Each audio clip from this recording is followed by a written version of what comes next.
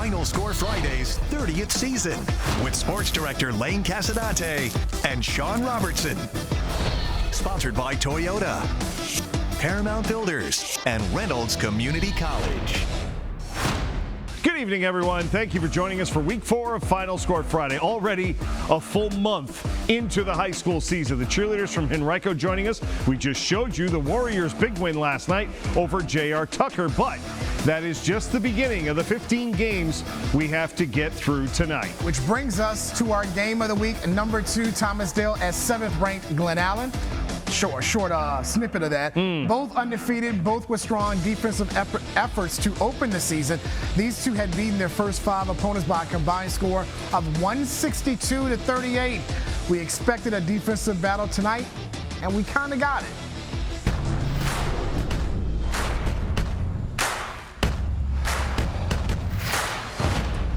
Just the second all-time meeting between the programs. Second quarter of a scoreless game. Jonathan Gates on for a 46-yard field goal attempt that would have been good from almost 60. It's a big leg. Gave the Knights an early 3-0 lead, but later in the second, Glen Allen's Jacob Perini catches the wide receiver screen, and he'll score untouched.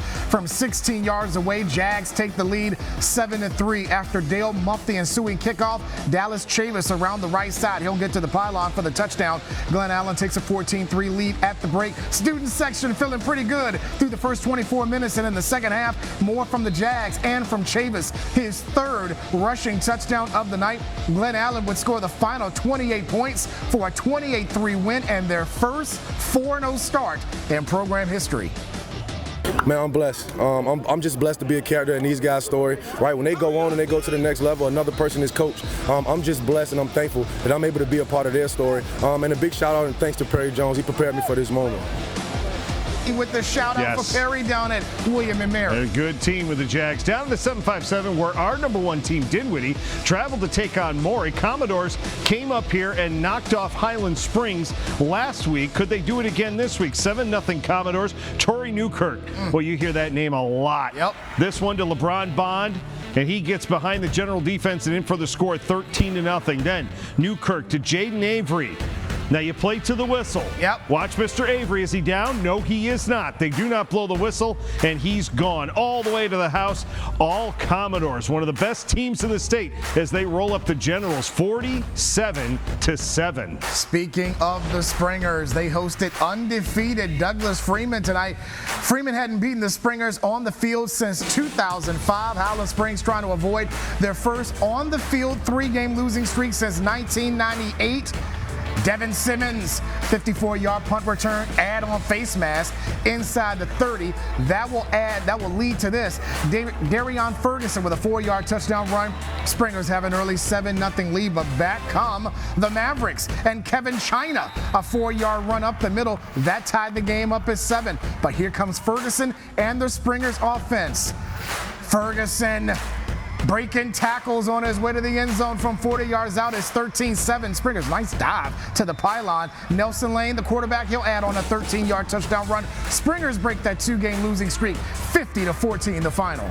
Staying in the East End for number 4, Varina, hosting Forest Park. Only one previous meeting between these two back in the 2013 playoffs. It's 14-3 Devils. Late first half, Caleb Weiss is going to find Tyon Crump, and Crump does the rest. 69 yards on the pitch and catch, and the Blue Devils have a 20-3 lead, and they came with defense as well. Jay-Sean Richardson, right up the middle. No relation. Gets the sack, and that would keep Forest Park off the board. Third quarter, Weiss again, 35 yards, this time to Miles Anderson, tiptoeing down the sideline. Blue Devils convincing 34-11 win this evening over the Bruins. From this afternoon, number 10, Trinity Episcopal, hosting St. Michael's out of Fredericksburg. The Warriors already have a win over Benedictine this year. Sam Mick is not in the best of moods during this one. First quarter, no score. Matthew Holland up the middle for the game's first score. Warriors up 8-0 after the 2-point conversion. Second quarter is already 22-0 St. Michael's before the Titans got on the board in a big way.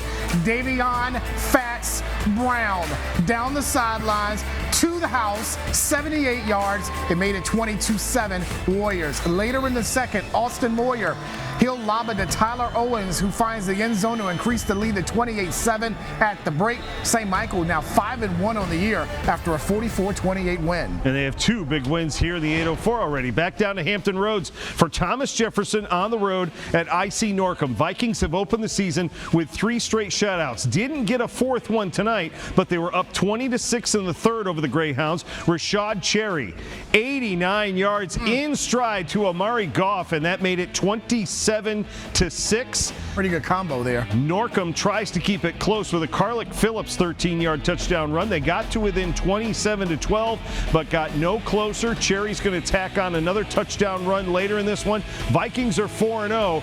That's a big win on the road, a statement win, beating the Greyhounds 34-12. Still to come, plenty more from Week 4 of Final Score Friday. Stay with us.